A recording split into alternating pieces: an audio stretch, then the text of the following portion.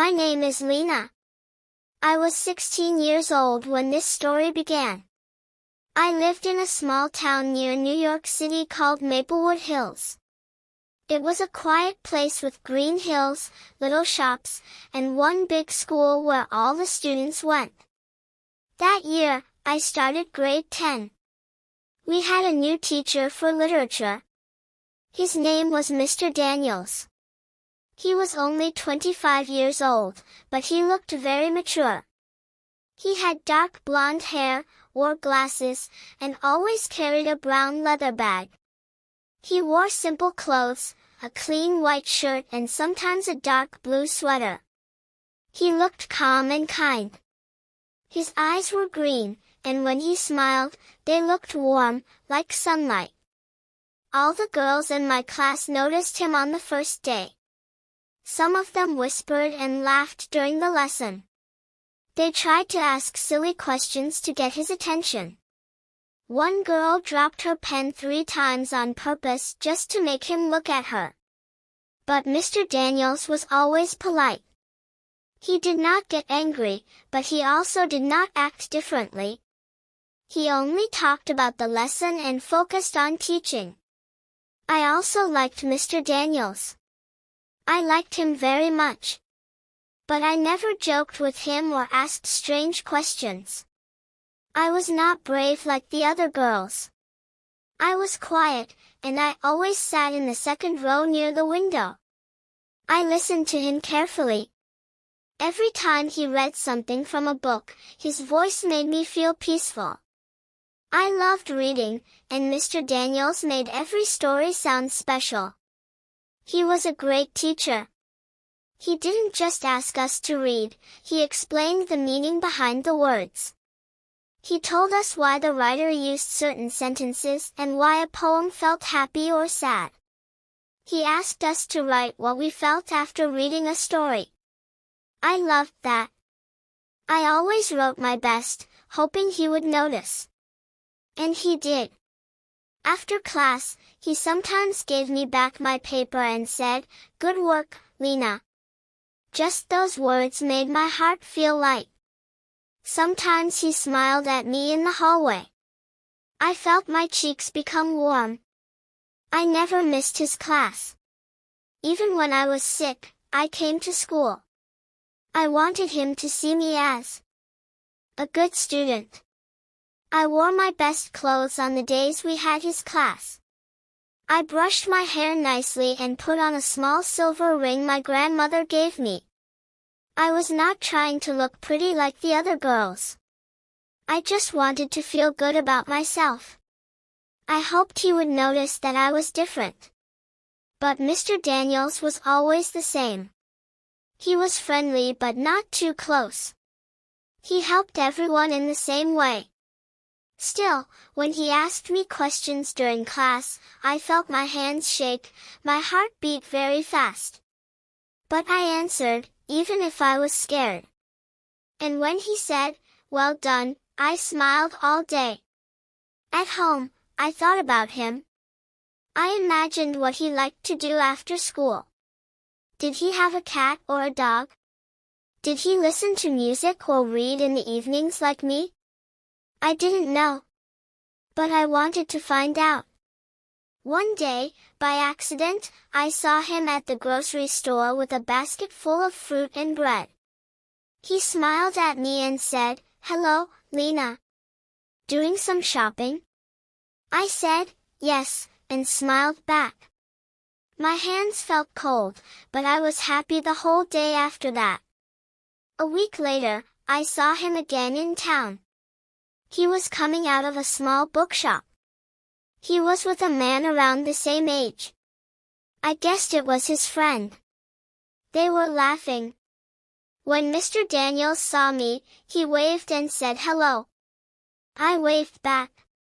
I watched him walk away. I felt a strange feeling in my chest.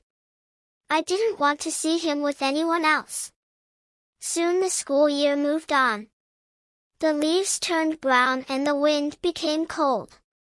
We had a school festival, and Mr. Daniels was there too. He helped at the bookstore. I went there and bought a small storybook. He looked at the cover and said, "Good choice." I smiled and felt like I was floating. But I still couldn't talk to him like the other girls. I didn't know what to say. I only said thank you and walked away. Later, I thought of many things I could have said, but it was too late. I just kept writing good essays and finishing my homework on time. Mr. Daniels gave me high grades in literature. He often wrote very thoughtful or well done on my papers.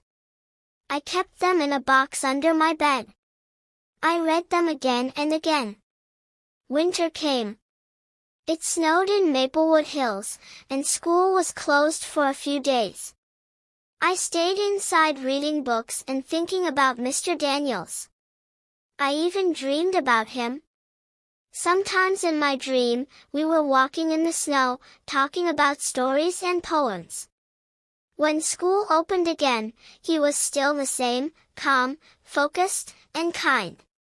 And I was the same, quiet, shy, and full of secret feelings. I never told anyone. Not even my best friend. I knew people would laugh or say it was silly. But it didn't feel silly to me. Then one day, something changed. It was the last day before spring break. After class, Mr. Daniels told us he had some news. He was leaving our school. He got a teaching job at a university in another city. The class went quiet. Some girls looked very sad. One of them even cried. I felt frozen. I couldn't move. I just sat there looking at him. He smiled and said he enjoyed teaching us and wished us all the best. When class ended, I walked out slowly. I didn't want to leave. I walked to the garden behind the school and sat on a bench.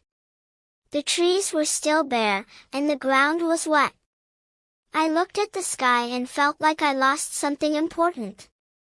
That evening, I walked around my neighborhood. I didn't know why, but I kept walking until I reached a quiet street. I looked around and saw a small white house with a garden. I had passed it before, but now I knew it was his house. I stood across the street and looked at the window. The light was on. I saw a shadow move inside. Maybe it was him. I didn't wait long. I turned and walked back home. That night I couldn't sleep. I thought about all the classes, the stories we read, the times he smiled at me, and how he was leaving. My chest hurt. I didn't know if I would ever see him again. I didn't say goodbye. I couldn't. It felt too hard. The next few weeks felt empty. Even though classes continued, something inside me had changed. Literature lessons weren't the same. I stopped raising my hand. I wrote my essays, but without the same spark. I missed him more than I thought possible. Spring turned into summer. I studied hard for my final exams and started preparing for college. My dream was to study English literature. My parents were supportive, and they encouraged me to take extra coaching classes in town to help with university entrance tests.